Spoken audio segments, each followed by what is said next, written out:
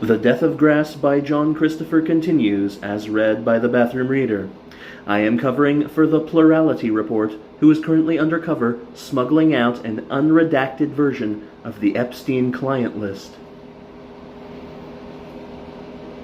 Chapter 5. John had gone down to the site of their new building, which was rising on the edge of the city. Trouble had developed on the tower crane, and everything was held up as a result. His presence was not strictly required, but he had been responsible for the selection of a crane, which was of a type they had not used previously, and he wanted to be on the spot. He was actually in the cabin of the crane, looking down into the building's foundations, when he saw Roger waving to him from the ground. He waved back, and Roger's gestures changed to a beckoning that even from that height could be recognized as imperative.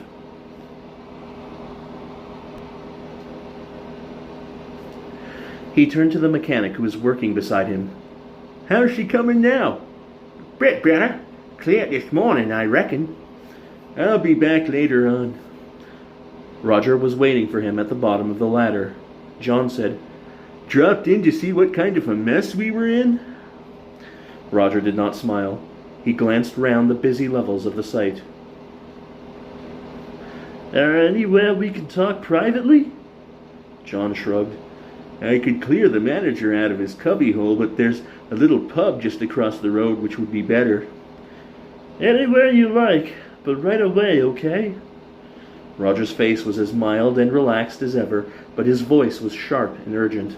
They went across the road together. The Grapes had a small private bar which was not much used, and now, at 11:30, was empty. John got double whiskeys for them and brought them to the table, in the corner farthest from the bar, where Roger was sitting. He asked, "Bad news?" "We gotta move," Roger said. He had a drink of whiskey. "The balloon's up." "How?" "The bastards," Roger said. "The bloody murdering bastards. We aren't like the Asiatics. We're true blue Englishmen, and we play cricket." His anger, bitter and savage, with nothing feigned in it, brought home to John the awareness of the crisis. He said sharply, "What is it? What's happening?" Roger finished his drink. The barmaid passed through their section of the bar, and he called for 2 more doubles. When he had got them, he said, "First things first. Game, set, and match to Chung Lee. We've lost." "What about the counter-virus?" "Funny things, viruses," Roger said. "They stand in times high like principalities and powers, only on a shorter scale. All conquering for a century, or for 3 or 4 months, and then washed out. You don't often get a Rome holding its power for half a millennium." "Well?" "The Chung-Li virus is a Rome. If the counter-virus had been even a France or a Spain, it would have been all right. But it was only a Sweden. It still exists, but in the mild and modified form that viruses usually relapse into. It won't touch Chung-Li." "Well, when did this happen?" "God knows. Some time ago. They managed to keep it quiet while they were trying to rebreed the virulent strain." "They've not abandoned the attempt, surely?" "I don't know. I suppose not. Doesn't really matter." "Well, surely it matters." "For the last month, this country has been living on current supplies of food with less than half a week's stock behind us. In fact, we've been relying absolutely on the food ships from America and the Commonwealth. I knew this before, but I didn't think it important. The food has been pledged to us." The barmaid returned and began to polish the bar counter. She was whistling a popular song. Roger dropped his voice. "My mistake was pardonable, I think. In normal circumstances, the pledges would have been honored. Too much of the world has vanished into barbarism already. People were willing to make some sacrifices to save the rest. But charity still begins at home. That's why I said it doesn't matter whether they do succeed in getting the counter-virus back in shape. The fact is that the people who've got the food don't believe they will. And as a result, they want to make sure they aren't giving away stuff they will need themselves next winter. The last food ship from the other side of the Atlantic docked at Liverpool yesterday. There may be still some on the seas from Australasia, and they may or may not be recalled home before they reach us." I see. He looked at Roger. Is that what you meant about murdering bastards? But they do have to look after their own people. It's hard on us. No, that's not what I meant. I told you I had a pipeline up to the top. It was Haggerty, the PM's secretary. I did him a good turn a few years ago. He's done me a damn sight better, turning and giving me the lowdown on what's happening. Everything's been at top governmental level. Our people knew what was going to happen a week ago. They've been trying to get the food supplies to change their minds, and hoping for a miracle, I suppose. But all they did get was secrecy, an undertaking that they would not be embarrassed in any steps they thought necessary for internal control by the news being spread round the world. That suited everybody's book. The people across the ocean will have some measures of their own to take before the news breaks. Not comparable with ours, of course, but best prepared, undisturbed. And our measures? John asked. What are they? The government fell yesterday. Welling has taken over, but Lucas is still in the cabinet. It's very much a palace revolution. Lucas doesn't want the blood on his hands. That's all. Blood? These islands hold about 54 million people. About 45 million of them live in England. If a third of that number could be supported on a diet of roots, we should be doing well. The only difficulty is, how do you select the survivors? John said grimly. I should have thought it was obvious. They select themselves. It's a wasteful method, and destructive of good order and discipline. We've taken our discipline fairly lightly in this country, but its roots run deep. It's always likely to rise in a crisis. Welling, John said. I never cared for the sound of him. The tide throws up the mat. I don't like to slide myself, but something like him was inevitable. Lucas could never make up his mind about anything. Roger looked straight ahead. The army is moving into position today on the outskirts of London and all other major population centers. The roads will be closed from dawn tomorrow. John said, if that's the best he can think of, no army in the world will stop a city from bursting out under pressure of hunger. What does he think he's going to gain? Time. Enough of that precious commodity to complete the preparations for his second line of action. And that is? Atom bombs for the small cities. Hydrogen bombs for places like Liverpool, Birmingham, Glasgow, Leeds, and 2 or 3 of them for London. Doesn't matter about wasting them. They won't be needed in the foreseeable future. For a moment, John was silent. Then he said slowly, I can't believe that. No one could do that. Lucas couldn't. Lucas always was the common man's prime minister. Suburban constraints and suburban prejudices and emotions. But Lucas will stand by as a member of Welling's cabinet, ostentatiously washing his hands while the plans go forward. What else did you expect of the common man? They will never get people to man the planes. We're in a new era, or a very old one. Wide loyalties are civilized luxuries. Loyalties are going to be narrow from now on, and the narrower the fiercer. If it were the only way of saving Olivia and Steve, I'd man one of those planes myself. Revolted, John said, no! When I spoke about murdering bastards, I spoke with admiration as well as disgust. From now on, I propose to be one where necessary, and I very much hope you are prepared to do the same. But to drop hydrogen bombs on cities, on one's own people. Yes, that's what Welling wants time for. I should think it would take at least 24 hours, perhaps as long as 48. Don't be a fool, Johnny. It's not so long ago that one's own people were the people in the same village. As a matter of fact, he could put a good cloak of generosity over the act. Generosity? Hydrogen bombs? They're going to die. In England, at least 30 million people are going to die before the rest can scrape a living.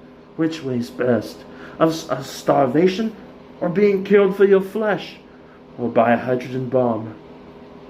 It's quick, after all. And you can keep the numbers down to 30 million that way and preserve the fields to grow the crops to support the rest. That's the theory of it.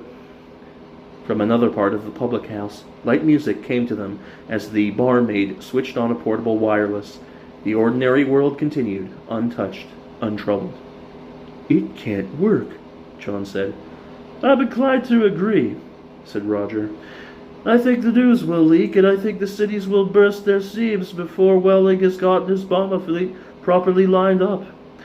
But I'm not under any illusion that things will be any better that way. At my guess, it means 50 million dying instead of 30, and a far more barbarous and primitive existence for those that do survive. Who's going to have the power to protect the potato fields against the roaming mob? Who is going to save seed potatoes for next year? Welling's a swine, but a clear-sighted swine. After his fashion, he's trying to save the country." "You think the news will get out?" In his mind, he visualized a panic-stricken London, with himself and Anne caught in it, unable to get to the children. Roger grinned. "Worrying, isn't it? It's a funny thing, but I have an idea we shall worry less about London's teeming millions once we're far away from them. And the sooner we get away, the better." John said. "The children?" "Barry at Beckenham and Davy at that place in Hertfordshire.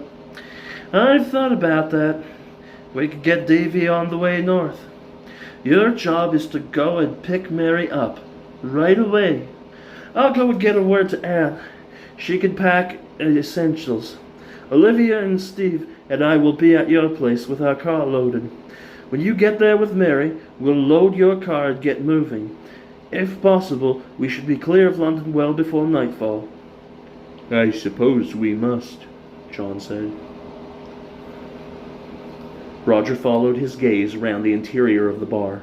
Flowers in a polished copper urn, a calendar blowing in a small breeze, floors still damp from scrubbing. "Say goodbye to it," he said. "That's yesterday's world. From now on we're peasants, and lucky at that." Beckenham, Roger had told him, was included in the area to be sealed off. He was shown into the study of Miss Errington, the headmistress, and waited there for her. The room was neat, but still feminine. It was a combination, he remembered, that had impressed Anne, as Miss Errington herself had done. She was a very tall woman, with a gentle humorousness. She bowed her head, coming through the door, and said, "Good afternoon, Mr. Custance." It was, John noted, just half an hour after noon. "I'm sorry to have kept you waiting." "I hope I haven't brought you away from your luncheon," she smiled. "It's no hardship these days, Mr. Custance. You've come about Mary?" "Yes, I should like to take her back with me," Miss Errington said. "Do have a seat." She looked at him, calmly considerate. "You want to take her away? Why?" This was the moment that made him feel the bitter weight of his secret knowledge. He must give no warning of what was to happen. Roger had insisted on that, and he agreed. It was as essential to their plans as to Welling's larger scheme of destruction that no news should get out. And that necessity required that he should leave this tall, gentle woman, along with her charges, to die. He said lamely, "It's a family matter, a relative passing through London. You understand." "You see, Mr. Custance, we try to keep breaks of this kind to a minimum. You will appreciate that it's very unsettling. It is rather different at weekends." "Yes, I do see that. It's her, uncle, and he's going abroad by air this evening." "Really? For how long?" More glibly, he continued, "He may be gone for some years. He was very anxious to see Mary before he went." "You could have brought him here, of course." Miss Errington hesitated. "When would you be bringing her back?" "I could bring her back this evening." "Well, in that case, I'll go and ask someone to get her." She walked over to the door and opened it. She called out into the corridor, "Helena, would you ask Mary Custance to come along here, please? Her father has come to see her. To John, she said, If it's only for the afternoon, she won't want her things, will she? No, he said. It doesn't matter about them. Miss Arrington sat down again. I should tell you I'm very pleased with your daughter, Mr. Custance. At her age, girls divide out. One sees something of what they are going to turn into. Mary has been coming along very well lately. I believe she might have a very fine academic future, if she wished. Academic future, John thought. To hold a tiny oasis against a desert world. He said, That's very gratifying. Miss Arrington smiled. Although, probably the point is itself academic. One doubts if the young men of her acquaintance will permit her to settle into so barren a life. I see nothing barren in it, Miss Arrington. Your own must be very full. She laughed. It has turned out better than I thought it would. I'm beginning to look forward to my retirement. Mary came in, curtsied briefly to Miss Arrington, and ran over to John. Daddy, what's happened? Miss Arrington said. Your father wishes to take you away for a few hours. Your uncle is passing through London on his way abroad and would like to see you. Uncle David? Abroad? John said quickly. It's quite unexpected. I'll explain everything to you on the way. Are you ready to come as you are? Yes, of course. Then I shan't keep you, Miss Arrington said. Can you have her back for 8 o'clock, Mr. Custance? I shall try my best. She held her long, delicate hand out. Goodbye. John hesitated. His mind rebelled against taking her hand and leaving her with no inkling of what lay ahead. And yet he dared not tell her, nor, he thought, would she believe him if he did. He said, If I fail to bring Mary back by 8, it will be because I have learned that the whole of London is to be swallowed up in an earthquake. So if we don't come back, I advise you to round up the girls and take them out into the country, at whatever inconvenience. Miss Arrington looked at him with mild astonishment that he should descend into such absurd and tasteless clowning. Mary also was watching him in surprise. The head mistress said, Well, yes, but of course, you will be back by 8, he said miserably. Yes, of course. As the car pulled out of the school grounds, Mary said, It isn't Uncle David, is it? No. What is it then, Daddy? I can't tell you yet, but we're leaving London. Today? Then I shan't go back to school tonight? He made no answer. Is it something dreadful? Dreadful enough. We're going to live in the valley. Will you like that? She smiled. I wouldn't call it dreadful. The dreadful part, he said slowly, will be for other people. They reached home soon after 2. As they walked up the garden path, Anne opened the door for them. She looked tense and unhappy.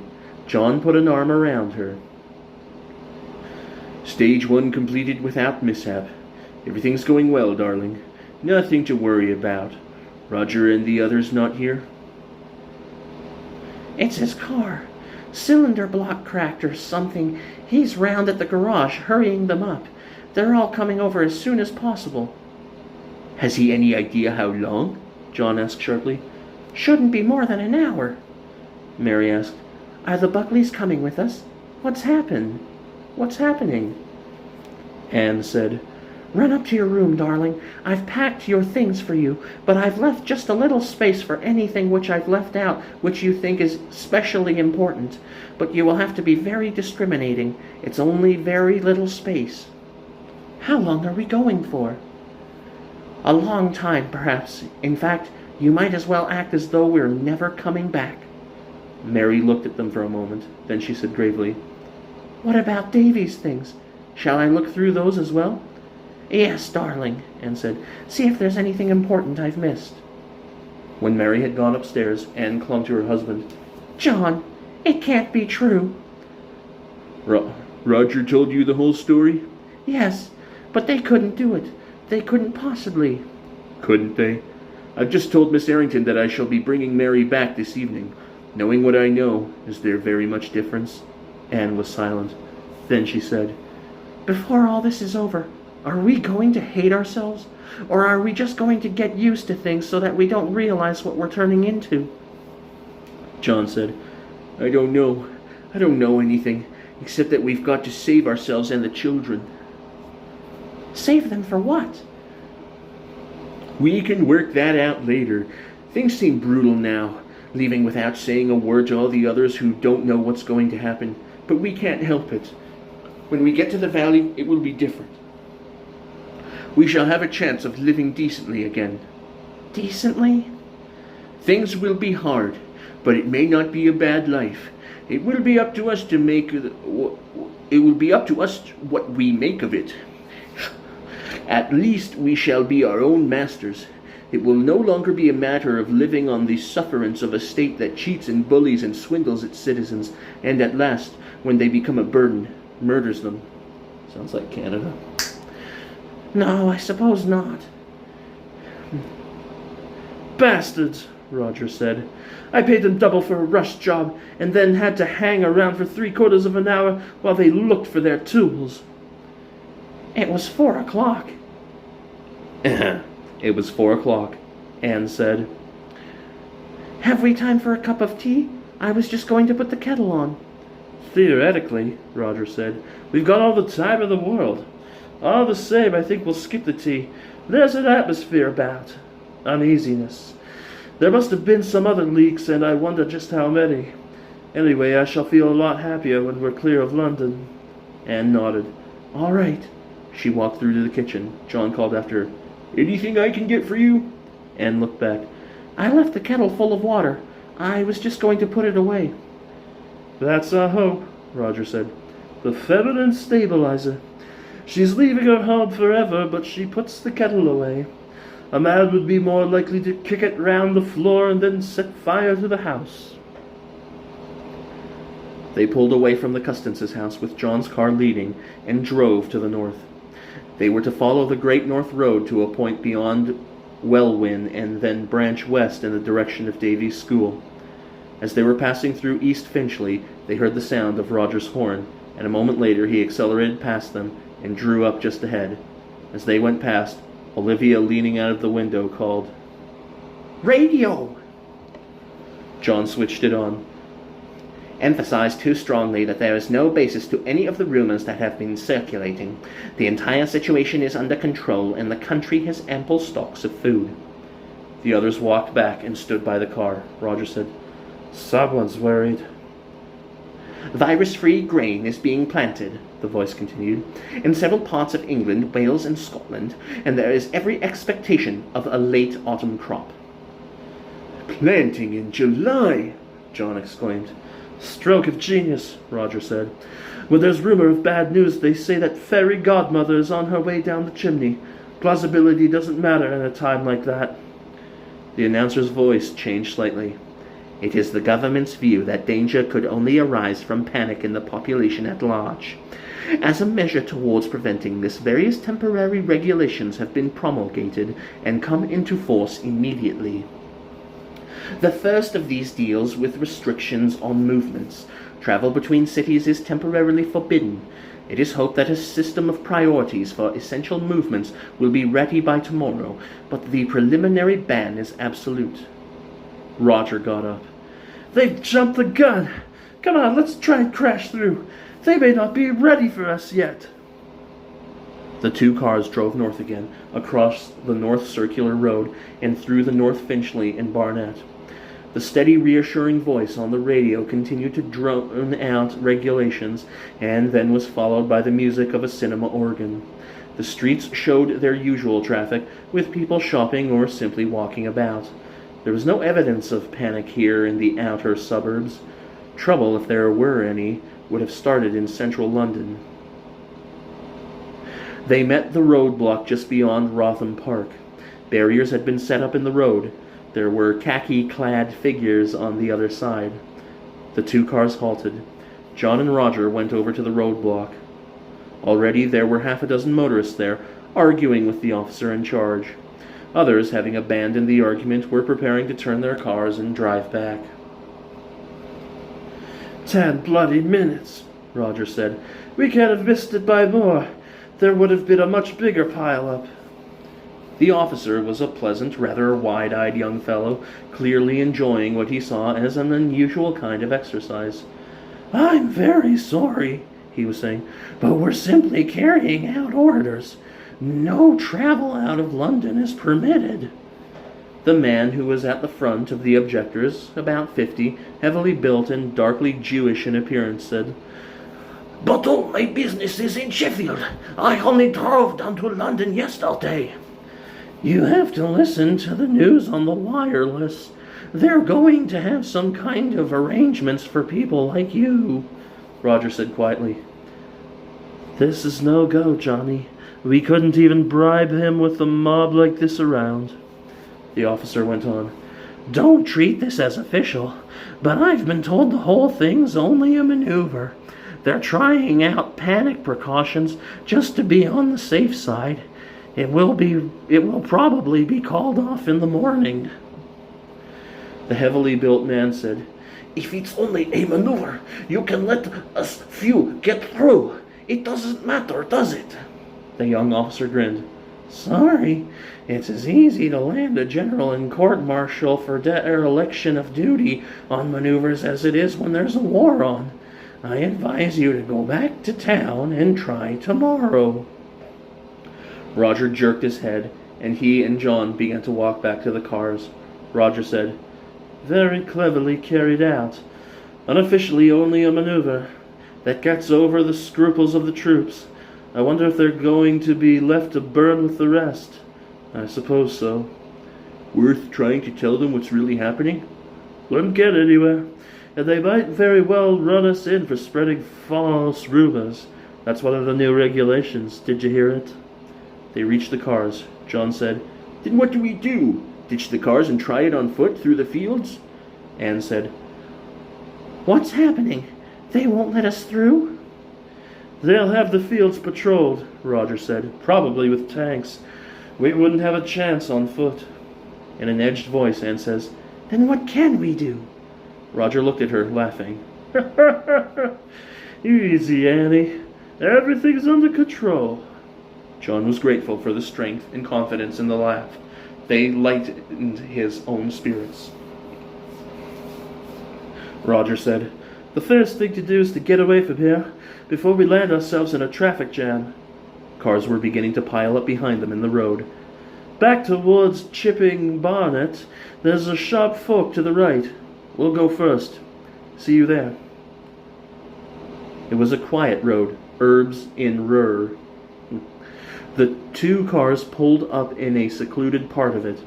There were modern detached houses on the other side, but here the road fringed a small plantation. The Buckleys left their car, and Olivia and Steve got in the back with Anne. Roger said, Point 1. This road bypasses A1 and will take us to Hatfield, but I don't think it's worth trying it just yet. There's bound to be a roadblock on it, and we would be no more likely to get through it this evening than we should have been on A1. A vanguard swept past them along the road, closely followed by an Austin which John recognized as having been at the roadblock. Roger nodded after them. Quite a few will try it, but they won't get anywhere. Couldn't we crash through one of the barriers, Dad? I've seen them on the pictures, Steve said. This isn't the pictures, Roger said. Quite a few people will be trying to get through the blocks this evening. It will be quieter at night and better in other ways, too. We'll keep your car here. I'm taking ours back into town, and there's something I think I ought to pick up. Anne said, You're not going back in there. It's necessary. I hope I shan't be more than a couple hours at the outside. John understood Roger too well to think that when he spoke of picking something up, he could be referring to an oversight in his original plans. This was a new factor. He said, Not likely to be any trouble in a spot like this, is there? Roger shook his head. In that case, I'll come back with you. 2 will be safer than 1 if you're going south. Roger thought about this for a moment. He said, Yes, okay. But you don't know what it's going to be like in London, Anne said. There may be rioting. Surely there can't be anything important enough to make you take risks like that. From now on, Roger said, if we're going to survive, we shall have to take risks. If you want to know, I'm going back for firearms. Things are breaking up faster than I thought they would. But there's no danger back there this evening. Anne said, I want you to stay, John. Now, Anne, John began. Roger broke in. If we want to kill ourselves, wasting time and wrangling is as good a way as any. This party's got to have a leader, and his word has got to be acted on as soon as it's spoken. Toss you for it, Johnny. No, it's yours. Roger took a half-crown from his pocket. He spun it up. Call. They watched the twinkling nickel-silver dollar. Heads, John said. The coin hit the metal. The coin hit the metalled road and rolled into the gutter. Roger bent down to look at it. All yours, he said. Well? John kissed Anne and then got out of the car. We'll be back as soon as possible, he said. Anne commented bitterly. Are we chattels again already? Roger laughed. The world's great age, he said, begins anew, the golden years return. We could just make it, Roger said. He doesn't put up the shutters until 6. Only a little business, one man and a boy, but he's got some useful stock. They were driving now through the chaos of rush hour in central London.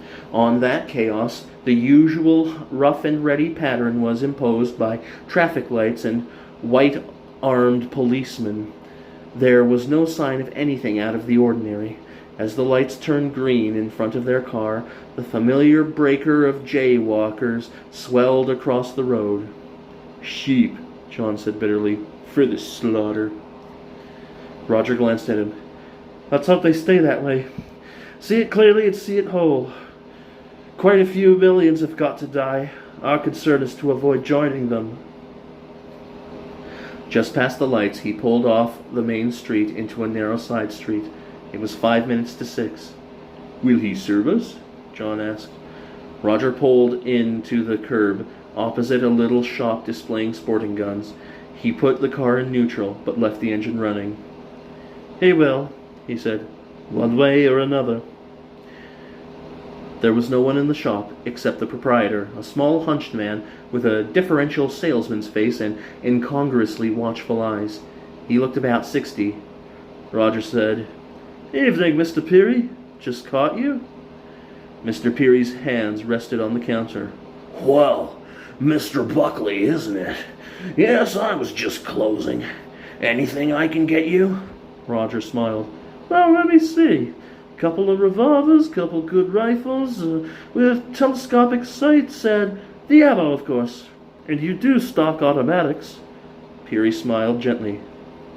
License. Roger had advanced until he was standing on the other side of the counter from the old man. Do you think it's worth bothering about that? He asked. You know I'm not a gunman. I want the stuff in a hurry, and I'll give you more than fair price for it. Pirrie's head shook slightly. His eyes did not leave Roger's face. I don't do that kind of business. Well, what about that little .22 rifle over there? Roger pointed. Pirrie's eyes looked in the same direction, and as they did so, Roger leapt for his throat. John thought at first that the little man had caved in under the attack, but a moment later he saw him clear of Roger and standing back. His right hand held a revolver. He said, Stand still, Mr. Buckley, and your friend. The trouble with raiding a gunsmith's is that you're likely to encounter a man who has some small skill in handling weapons. Please don't interrupt me while I telephone the police. He had backed away until his free hand was near the telephone. Roger said sharply, Wait a minute. I've got something to offer you. I don't think so. Your life? Pirrie's hand held the telephone handpiece, but had not lifted it yet. He smiled. Surely not. Why do you think I tried to knock you out? You can't imagine I would do it if I weren't desperate. I'm inclined to agree with you on that, Pirrie said politely. I should not have let anyone else come so close to overpowering me, but one does not expect desperation in a senior civil servant. Not so violent a desperation, at least. Roger said. We have left our families in a car just north of Great Road. There's room for another if you care to join us. I understand, Pirrie said. That travel out of London is temporarily forbidden. Roger nodded. That's the one reason we wanted the arms. We're getting out tonight. You didn't get the arms. Your credit, not my discredit, Roger said.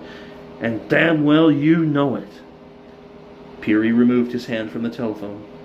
Perhaps you would care to give me a brief explanation of your urgent need for arms and for getting out of London. He listened without interrupting while Roger talked. At the end, he said softly, A farm, you say, in a valley that can be defended.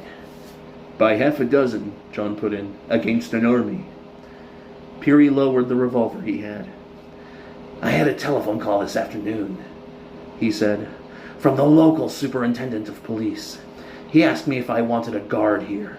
He seemed very concerned for my safety, and the only explanation he offered was that there were some silly rumors about, which might lead to trouble. He didn't insist on a guard? Roger asked. No, I suppose there would have been the disadvantage that a police guard becomes conspicuous. He nodded politely to Roger. You will understand how I chanced to be so well prepared for you.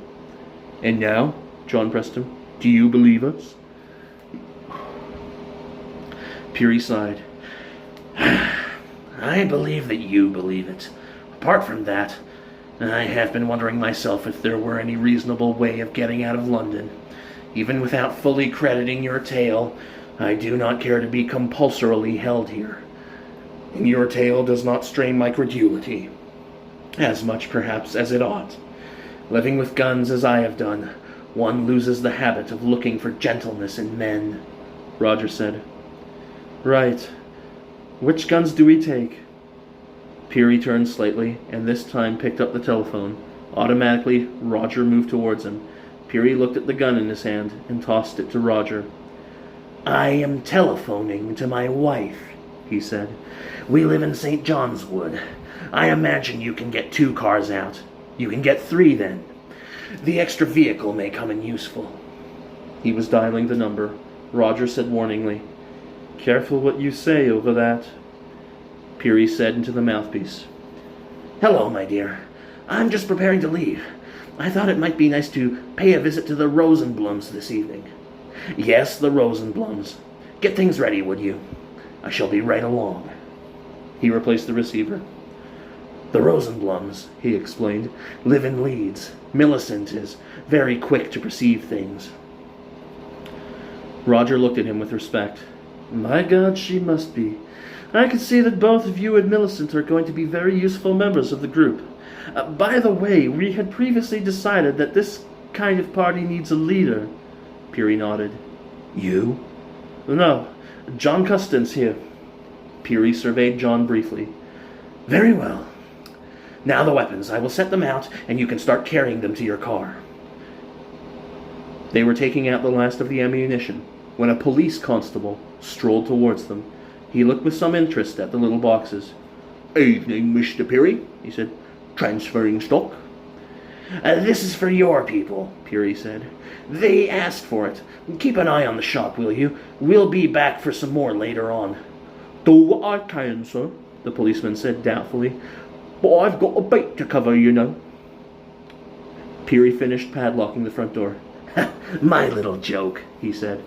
But your people start the rumors. As they pulled away, John said, Lucky he didn't ask what your 2 helpers were up to. The genus constable, Pirrie said, is very inquisitive once its curiosity is aroused. Providing you can avoid that, you have no cause to worry. Just off St. John's Wood High Street, I'll direct you particularly from there. On Pirrie's direction, they drew up behind the ancient Ford. Pirrie called, Millicent! in a clear, loud voice, and a woman got out of the car and came back to them. She was a good 20 years younger than Pirrie, about his height, with features dark and attractive, if somewhat sharp. "Have you packed?" Pirrie asked her. "We aren't coming back." She accepted this casually. She said in a slightly Cockney voice, "Okay, I'll have to do that." Everything we need, I think. What's it all about? I've asked Hilda to look after the cat."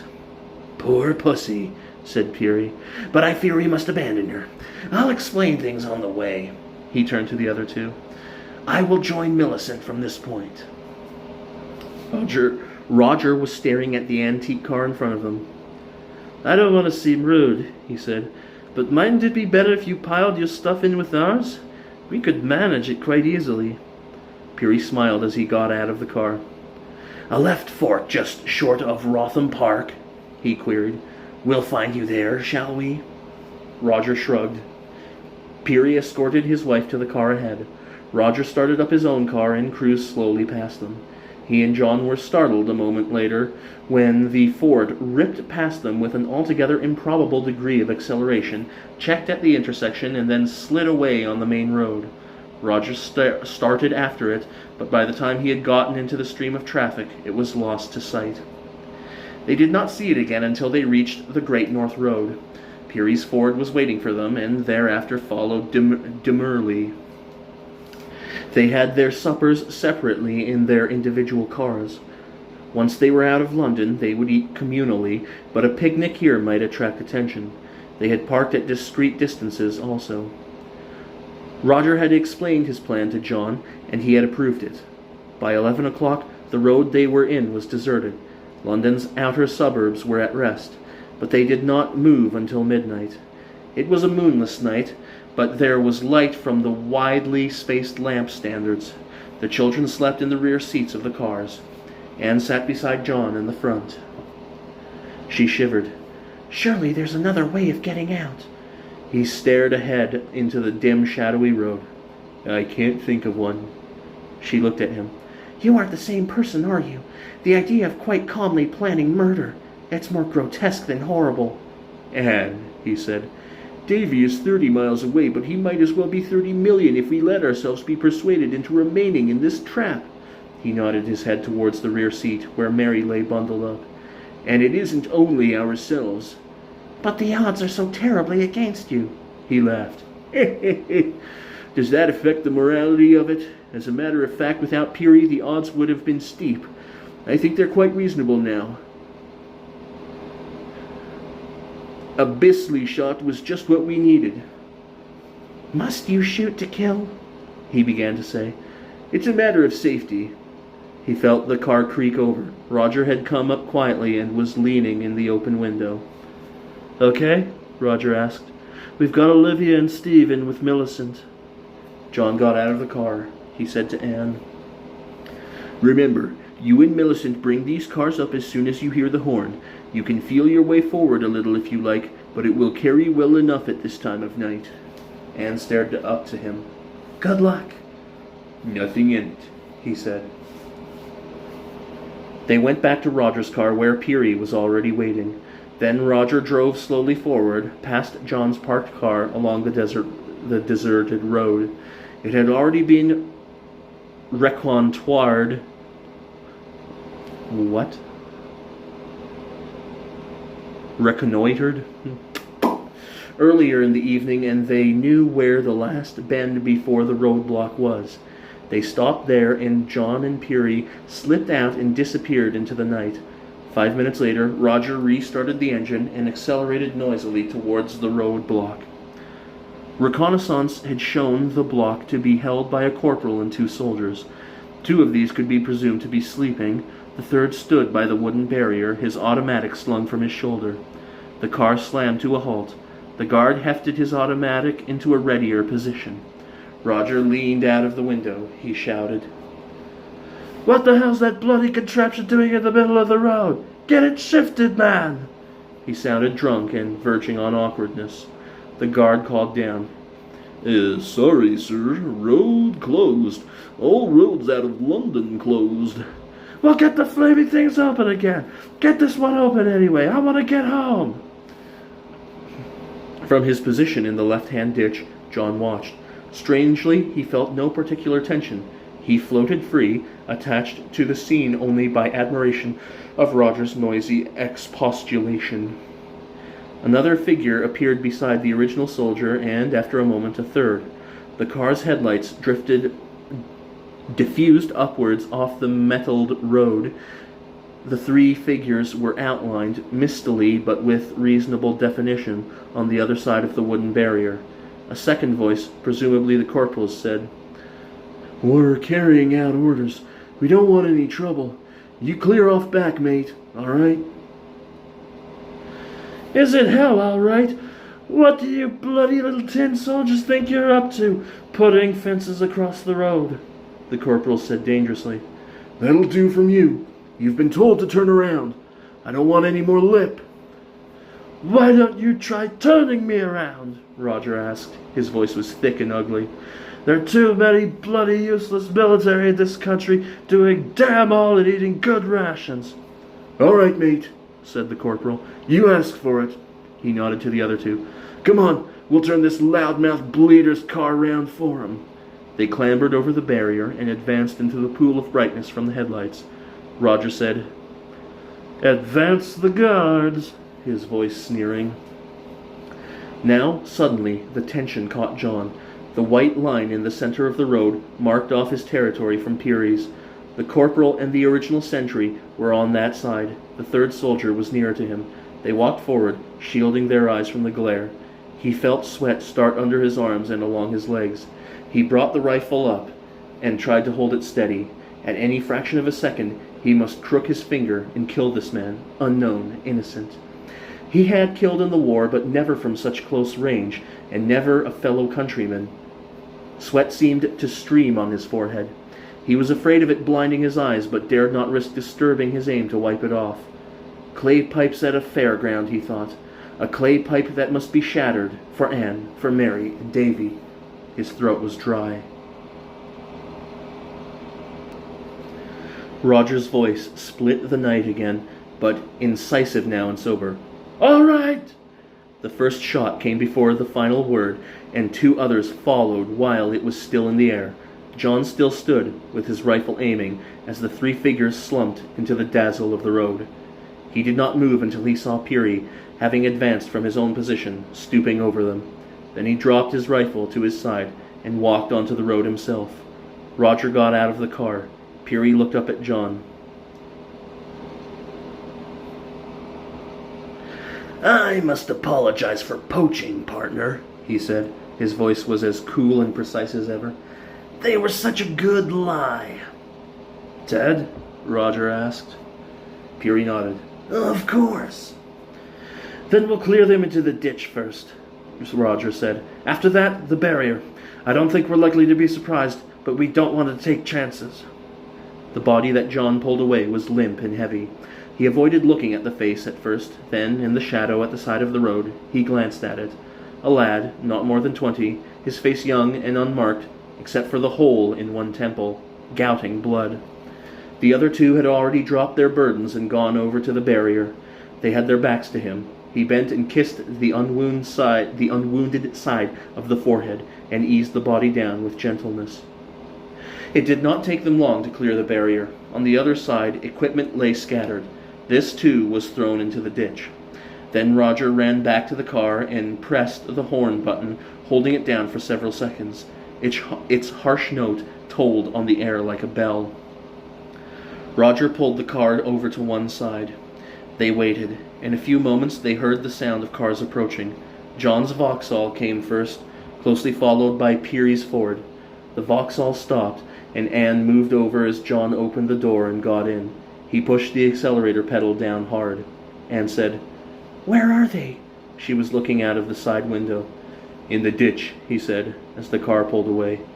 After that, for some miles, they drove in silence.